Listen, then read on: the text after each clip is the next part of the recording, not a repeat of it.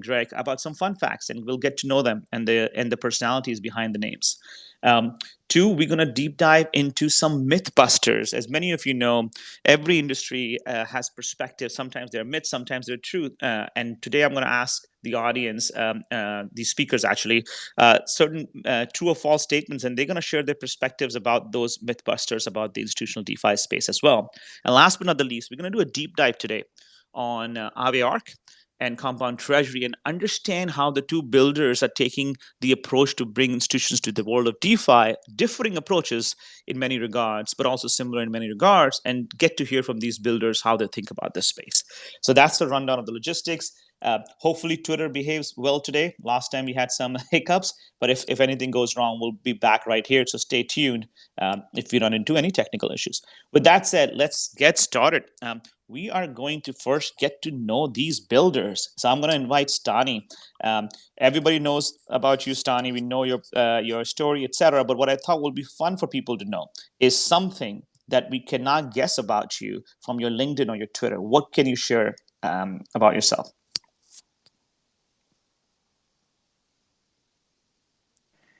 Yeah, well, from LinkedIn, Twitter, I think something very new alpha will be that I actually haven't shared to anyone is that I actually have a championship title in karate in Finland. And I got it when Whoa. I think I was like 8, 9 years old. That's like something that like it's very, very rare alpha, I think. Amazing. Well, you heard it first on Biddle Crypto here, guys. This is incredible. Something new we got to know about you, Stein. Thank you for sharing that.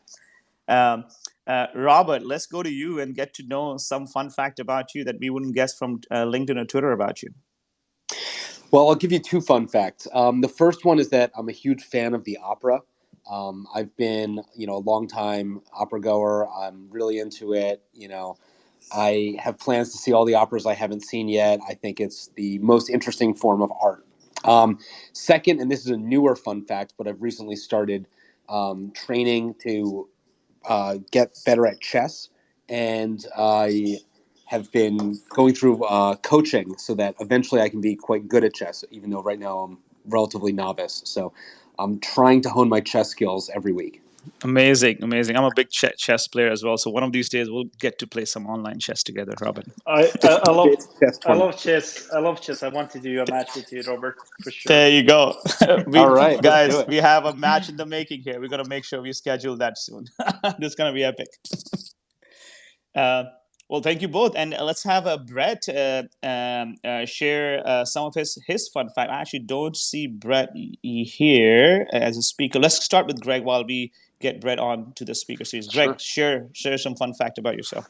Yeah. So a couple of fun facts. So I live about 50 miles due west here in Manhattan, and out there, my wife and I are avid animal lovers, and hopefully nobody listening to this is animal control from my town. But we have 15 dogs out at our place. In the last couple of years, I've tried my hand at beekeeping and having an apiary. So far, with sort of moderate success, but I would say outside of work, that's what keeps us pretty busy. Amazing. Outside of you helping institutions participate in DeFi, that seems like a very relaxing, less stressful of a 15 habit. dogs is not relaxing or That's not true. That's stressful. true. Yeah, yeah. That is true. And let's see if we were able to get some technical glitches fixed for Brett. I still don't see him, so I'll come back to Brett as soon as we're able to make him the speaker in this series. So, well, thank you very much for everybody for joining, sharing your personal fun fact, and let's get started with some fun discussions about this topic of DeFi for institutions. So, what I thought we'll do is I'm going to ask you guys a question, a myth or not a myth? And I'm going to ask you to answer that question from your perspective and share some anecdotes and share some perspectives why you think that is a myth or not. So the first one is we the institutional market is fairly small and tiny compared to the retail business. I don't think institutions are coming to the DeFi world. What do you think, Stani? What has been your experience? Is that a myth or is it true? Well, I I think it's kind of like a bit both, but I would say it's a myth in the sense that, for example, like if you look at the Web3 ecosystem and how everything started and evolved, it's pretty much has been based on programmability, code, and pretty much nerds exploring the space and understanding like what kind of things you can actually build and from the infrastructure software perspective. And then kind of like what we saw is that like more and more things has been built, and essentially like that's how the DeFi ecosystem evolved. Like pretty much the developers and enthusiasts coming into the space and looking what to build, and many of the users itself has for example had developer backgrounds or are just very enthusiastic on the technology side and believe in that what we have here in decentralized finance in general in crypto, whether it's Bitcoin, Ethereum, that there's a future for this technology. And many of that is kind of like a retail focus because everything is very, very early, even in the current stage. But what I think is that most of the users have been maybe non-institutions for the reasons that they have been participating in building these different kind of protocols, but also they're early believers and enthusiasts on what this technology could in the future be, and trying these different protocols and essentially becoming kind of like more and more like household users. And essentially because it's finance in one way, like kind of like it's very difficult to like at some point to separate like what is finance, what is decentralized finance, especially that we have like a system that is software in general, like a set of smart contracts and all these networks, is that like many of the enthusiasts come from traditional finance, for example, and not just developer backgrounds. And essentially, even though that someone might work in an institution or in a bigger fund or company, essentially are experimenting already, started to experiment on the kind of like a personal level, like what is this technology, what you can build, how does it work, and just being fascinated, mind blown on the capabilities of what we have here. And of course, like when you are running a fund, you have certain type of rules, whether from your LPs or any kind of like a whatever type of organization you have, what you can invest or what you can participate in. It's actually have been a playground for enthusiasts. And in that sense, kind of like early adopters has been those who are very curious, like crypto curious, DeFi curious, and for example, now in the creator community, creator curious creators in that sense.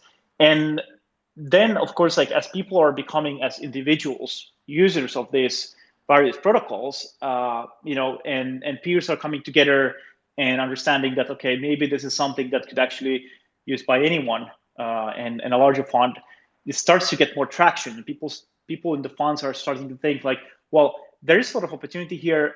There's this technology that is transparent, it's open. It seems that anyone kind of can permissionlessly participate. There is constant building by developers, new things coming in. There is constant arbitrage going in, and everything is so transparent that you can see all of this transactioning. So it just feels very good economical infrastructure to participate in, especially when the actual yields and the programmability is there, and the nature of smart contracts that you kind of do not need to trust particular servers or third parties, but everything is either immutable or governed by those communities. And there is community-based risk management and documentation.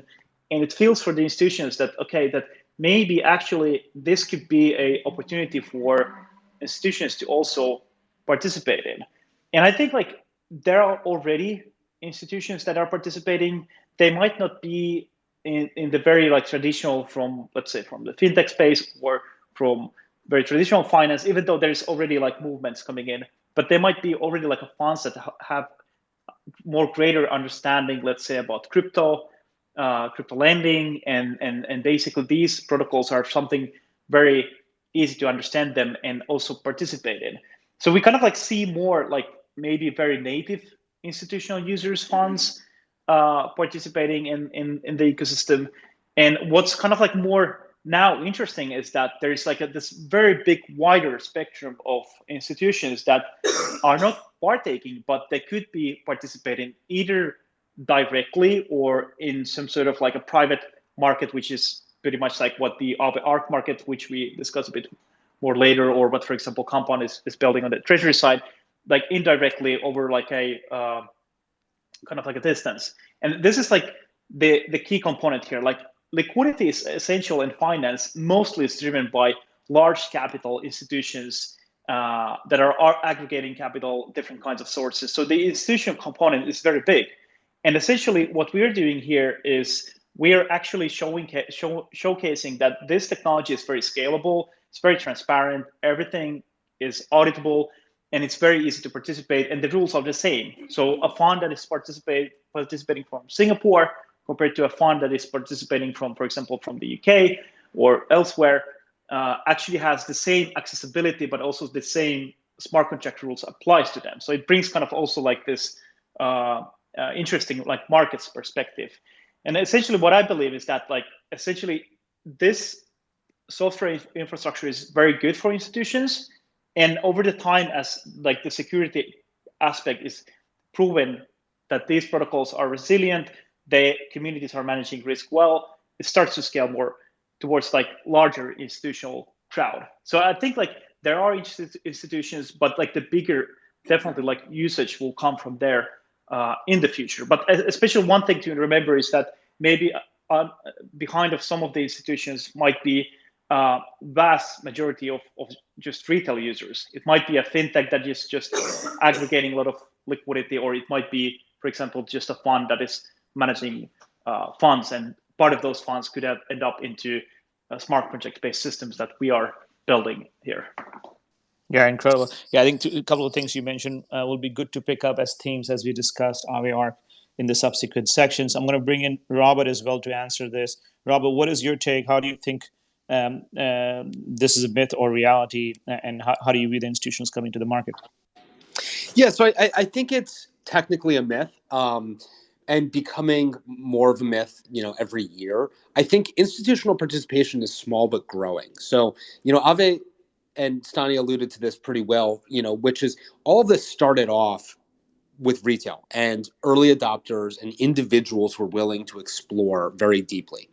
But that's changing. The types of users that I've been able to speak to over the last couple of years, and where questions are coming from, has constantly been evolving. It started off entirely retail, and then it started to be crypto native funds, where you had the people that grew up in crypto but started to have their own small institutions. And now it's starting to look and feel like there's starting to be larger institutions. I've had a number of conversations with large US and international banks, with large hedge funds, and there's a whole new cast of characters that's interested in interacting with DeFi. And so, I don't see massive adoption yet, but I see massive curiosity, and we're at a point where there's a lot of education that's happening amongst institutions, and education precedes adoption in a lot of cases, and I think it's an extremely optimistic sign that there's so much education that's occurring. Yeah, I couldn't agree more with you about education. And on that particular note, I'm going to bring in Brett Tejpal, who we were able to bring in as a speaker. Brett, you talk pretty much to every institution in the world. Give us your perspective of what you're hearing on the sales side and what institutions are calling you and the team to talk about. Yeah, sure. So I'll start with some stats on and a little bit of the who's who on institutions so we can define it a little bit more. I kind of put people into institutions into 4 different buckets. Bucket 1 are those investors that want to deploy capital into crypto directly. Most of my sales team spends all day long inviting new people to crypto. And so the types of institutions there are hedge funds, pensions, family offices, endowments, public corporations, private corporations. It's a long list. The second bucket is something that we call introducing brokers. And that's kind of think about that as like the B2B offering. And so that's where we have an eclectic mix of types of institution that want to use Coinbase's infrastructure to give their end users the ability to buy, sell, store, stake crypto. So in that bucket, you could have These are all hypotheticals, not disclosed clients, but you could have, PayPal's and Revolut's and SoFi's and traditional banks and challenger banks, credit card platforms. The third bucket is one that I'll call kind of the whole stable coin, which again is at the beginning of its formation. And in the stablecoin bucket and sort of smart contract bucket are large financial institutions who are thinking more about the utility function of smart contracts and stablecoins as opposed to, making a speculative investment. And then the last bucket, which is kind of like buckets 3 and 4 is kind of relevant to this conversation. I call the future of finance. And that's really, DeFi and NFTs. And there, I would say the biggest new entrant, obviously, for NFTs in particular, are sports franchises. Art galleries, artists. It's a super eclectic mix. Specific to, myth or reality, I just point you to, the numbers that we publicly disclose about institutional adoption in aggregate.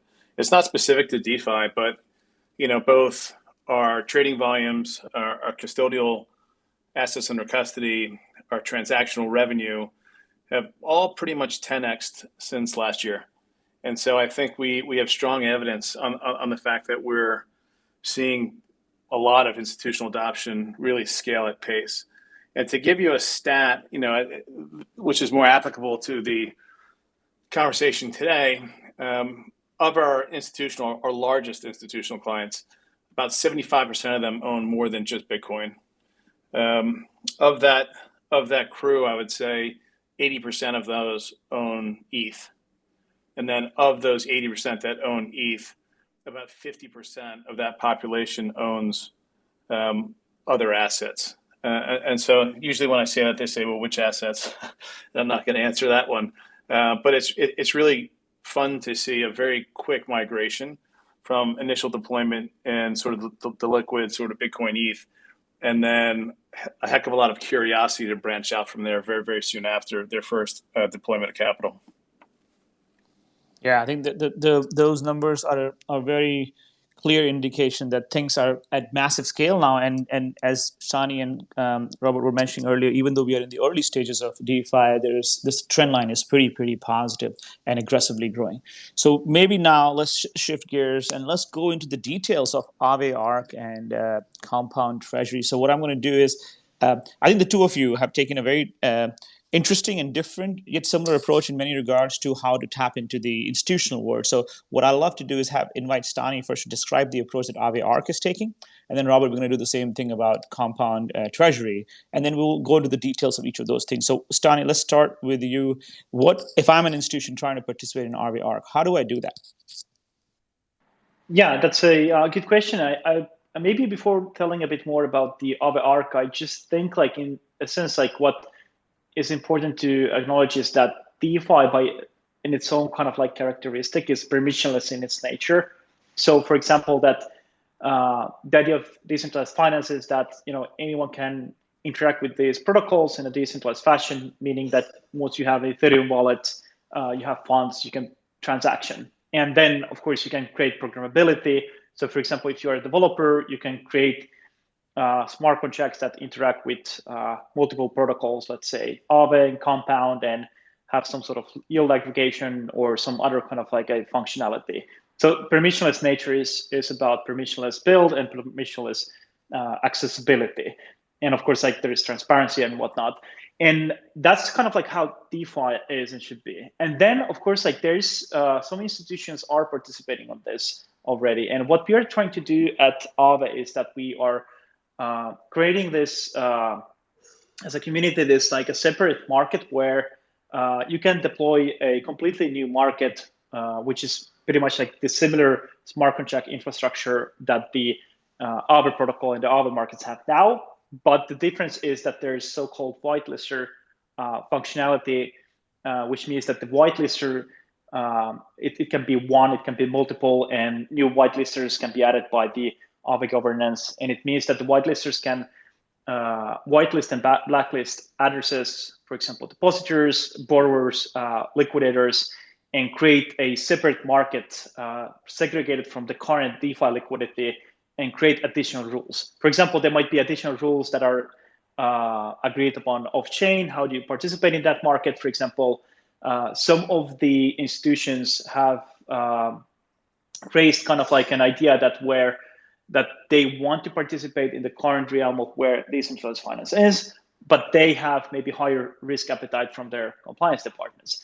So, for example, one of the first markets that is deployed is where the whitelisters, in this case, for example, Fireblocks and a few other entities, they're whitelisting their customers that can participate once they pass this particular KYC process, and then they can interact with that Aave Arc market, meaning that you pretty much know your counterparties, but you're using smart contracts to settle transactions, and at the same time, you basically know who are those counterparties you are interacting with. But you have also the transparency that the public Ethereum network provides. And then there is also kind of like this idea where you can select what kind of asset could be in these separate markets. For example, maybe there is enough that there is, for example, Ethereum wrap ETH as a collateral and a couple of stable coins as a borrowing assets. And essentially, because different kinds of institutions, depending on where they're, how they're regulated, which part of the world they're located, they might have different kinds of rules and risk appetites. And it means that if there is some sort of like a higher risk appetite than the first of the ARC market, you can always deploy a new market and create a completely a separate private environment as well. But the cool part is that these markets are using the same infrastructure as on the main Aave markets. They're using Ethereum, the public blockchain here. And also like the whitelisting provides ability to kind of like choose a bit the counterparts. And once like there's more maybe certainty in terms of like how institutions based on like their own parameters, they can actually participate in DeFi, they can always like participate in the permissionless DeFi network. So it's kind of like a sandbox where they can already experience the DeFi. They can experience DeFi, but in a kind of like a more sandboxy environment. And that's what we are trying to achieve here. But we think that this is also kind of like a scalable protocol offering and a protocol for the Aave governance to govern.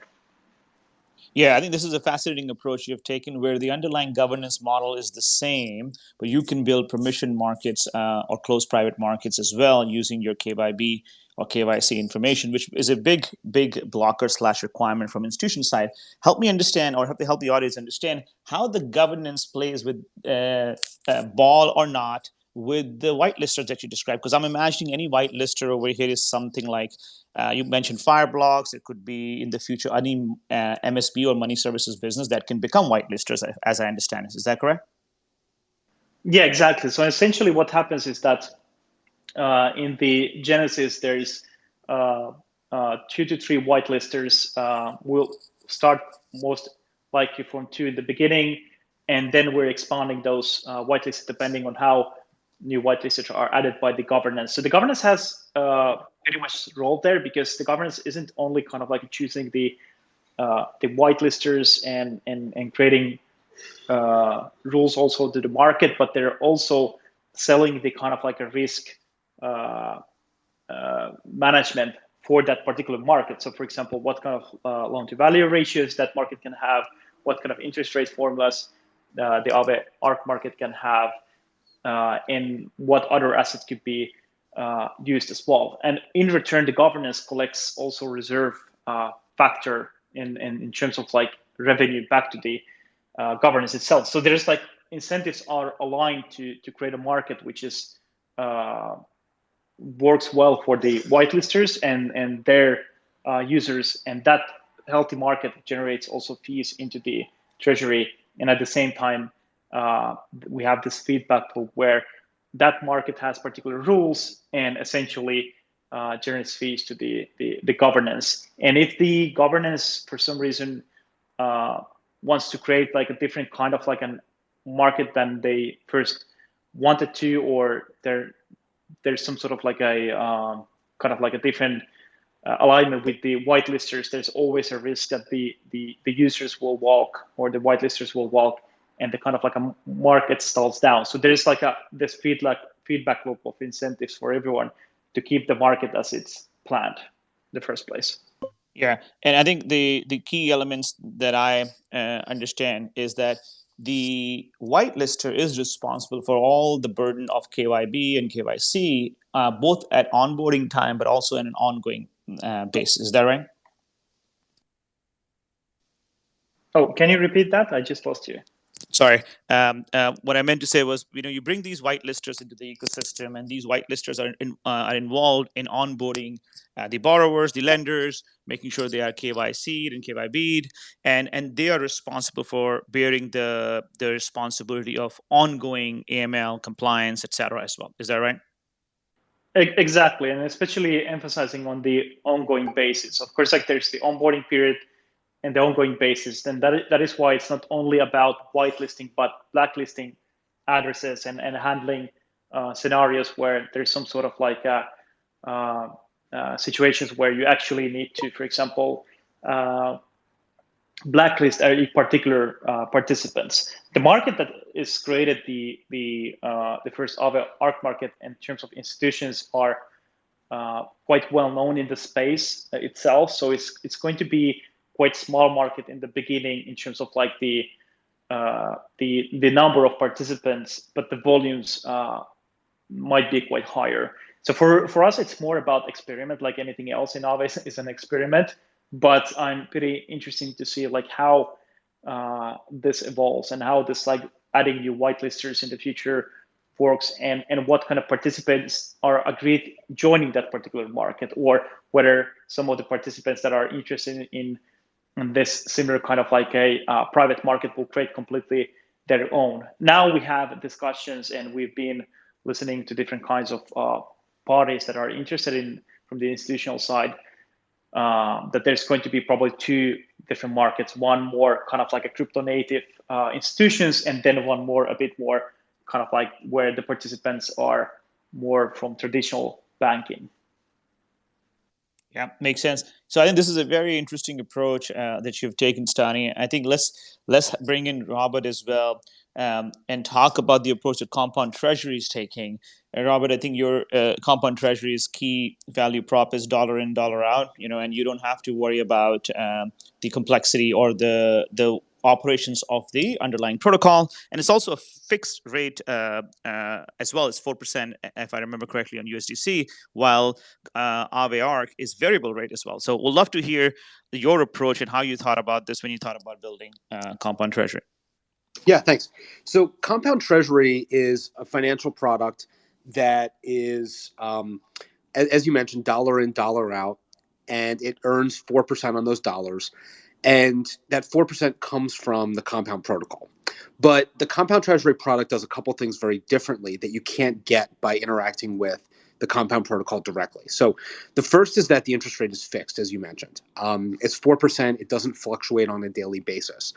The sponsoring company of Compound Treasury, which comes from Compound Labs, deals with the interest rate variability and exposure, and has a business model where we make money if the interest rates in the Compound protocol are above 4%. We lose money when the interest rates in the Compound protocol are below 4%, because the customers of Compound Treasury just earn a fixed interest rate. That's the first thing that's different. The second is that it's an entirely dollar-based product. And so, this was designed so that institutions didn't have to manage, call it the IT difficulties of interacting with crypto.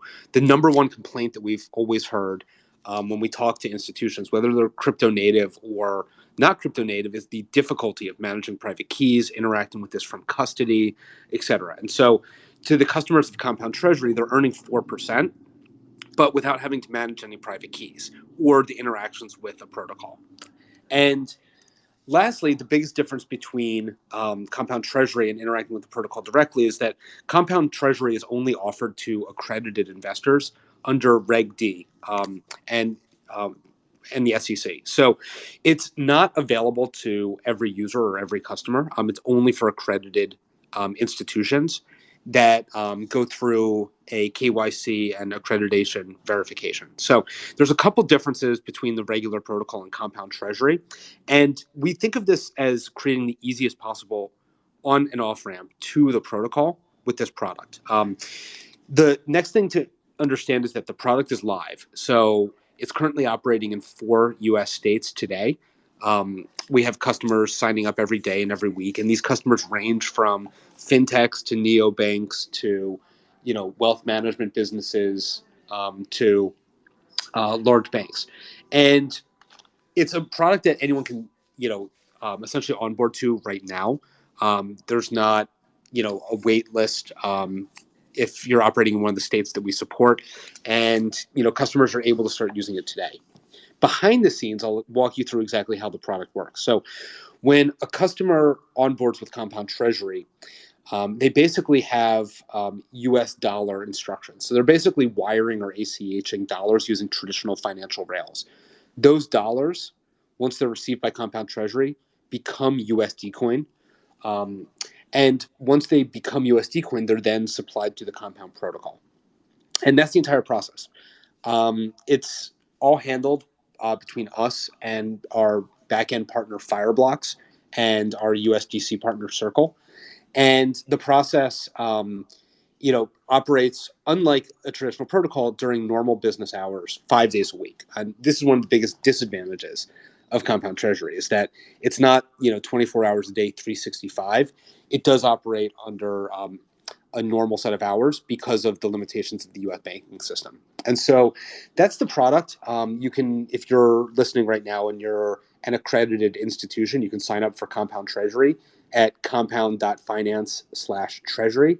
And when you do, you basically have a customer agreement as well as an online portal to manage the flow of funds into and out of Compound Treasury. Balances compound daily, so that 4% interest rate is an APR, not an APY. The APY is about 4.08%. And customers are able to withdraw and deposit funds in one business day.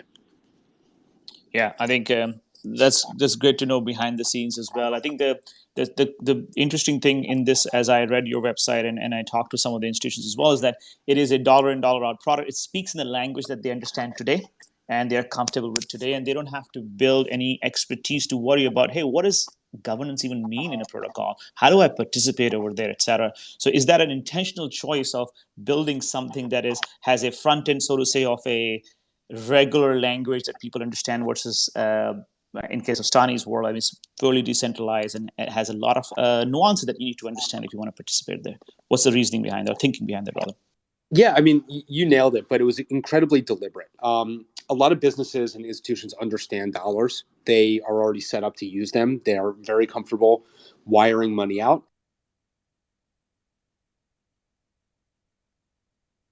This was by design. And because of this, they don't have to interact with crypto. There's less questions about the underlying protocol, but there's still questions. And the important thing that we try to do is educate all of the different institutions matters a lot, is because they're all going to engage in DeFi in very different ways, and they have different requirements in terms of what standards they're held to. Some are proprietary trading firms, right? We didn't talk much about how traditional market makers and liquidity providers and other marketplaces will engage in DeFi, but they can go and do a lot of things with in a lot of different places. Traditional institutions. So my mental model, when I say institution, brings me to money managers, hedge funds, and others who, in many cases, are investment advisors. At least here in the U.S., and are organized and registered under the Advisors Act, and particularly post some of the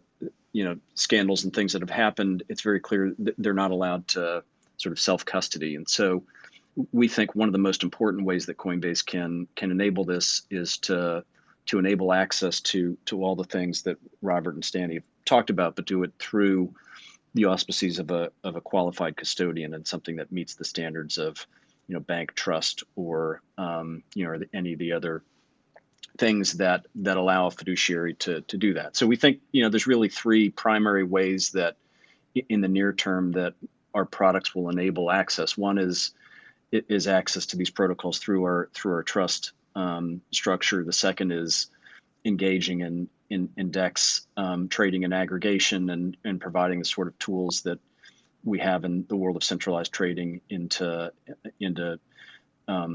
trading across various dexes, and then the third obviously is just being able to list and trade all of the the tokens and of the governance of the protocols themselves. Yeah, indeed. I think it seems like there's definitely an alignment that institutions will need KYB and KYC of some sort, and I think that's a big one. I think, Brett, you've also talked to me about protocol risk and how institutions view the underlying protocol. I think Robert also alluded to that. What have you been hearing about institutions who are not crypto native but want to dip their toes into this, but are kind of concerned about the protocol risks? Yeah, it's a topic of huge interest because I think that traditional finance is sort of watching watching their space in the process of being disrupted, and so they're curious, they're anxious to participate, and the yields that we talk about in crypto are sort of eye-watering, right, relative to a zero interest rate world. But when we talked about the blockers for institutional participation. One of them is KYC, and Stani and Robert will find ways to welcome people who have responsibility for deploying other people's money into the right space.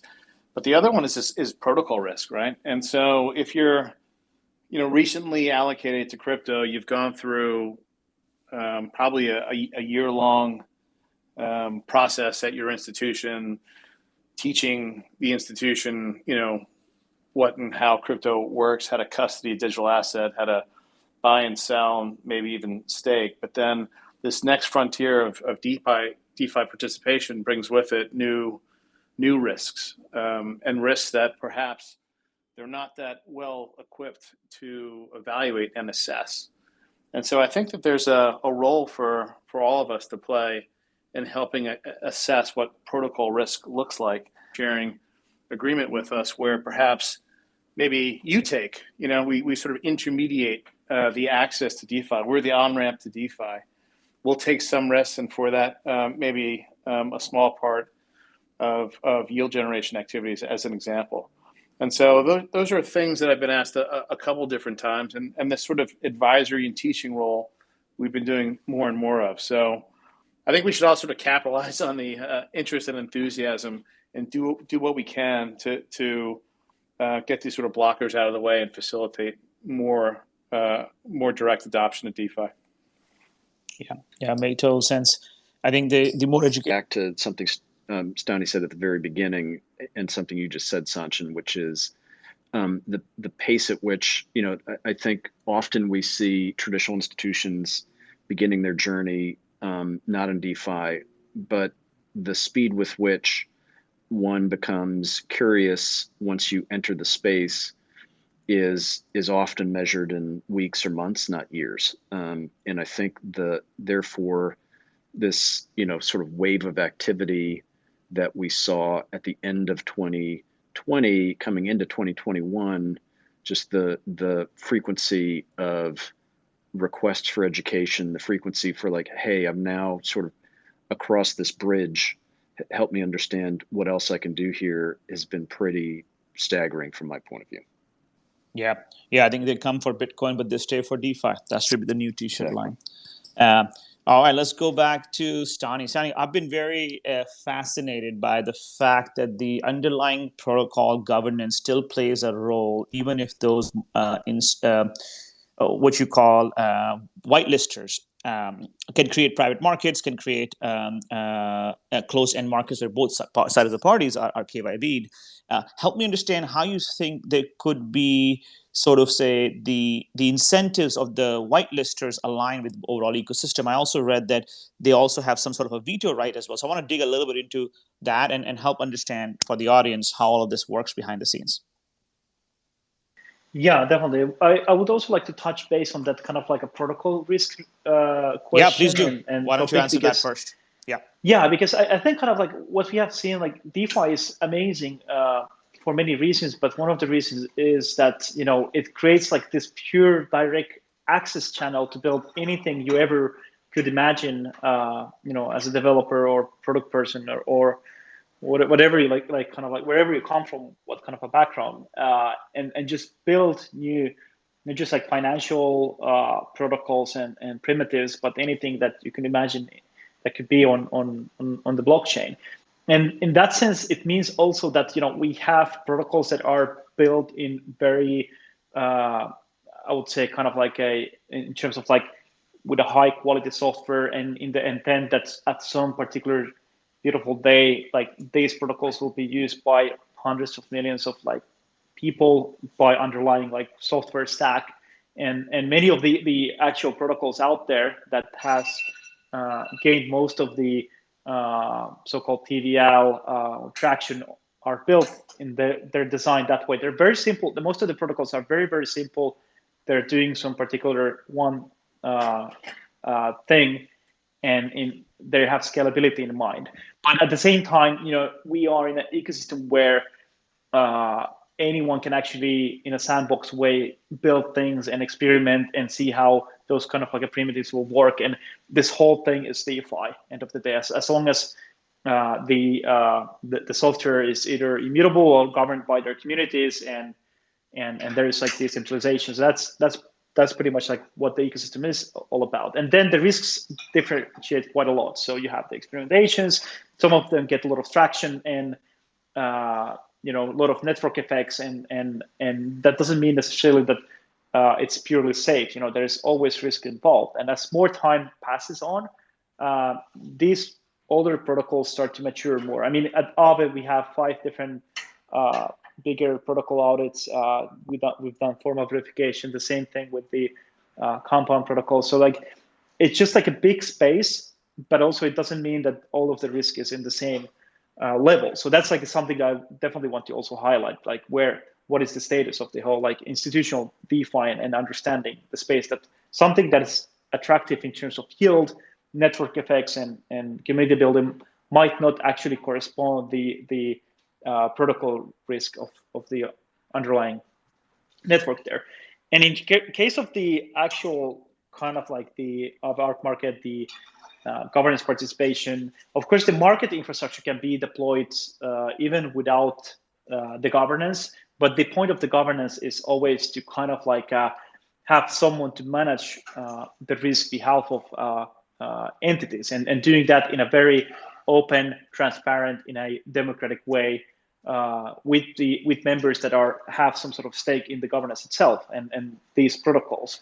So essentially, with the ARC market, the whitelisters have a veto power of actually certain decisions in the related to that particular ARC market. For example, if there is a whitelister that doesn't, for example, fulfill the conditions of the same risk appetite than the other whitelisters, there's the veto right. But for example, certain decision making they don't have. For example, what kind of like a risk parameters will be added to the market.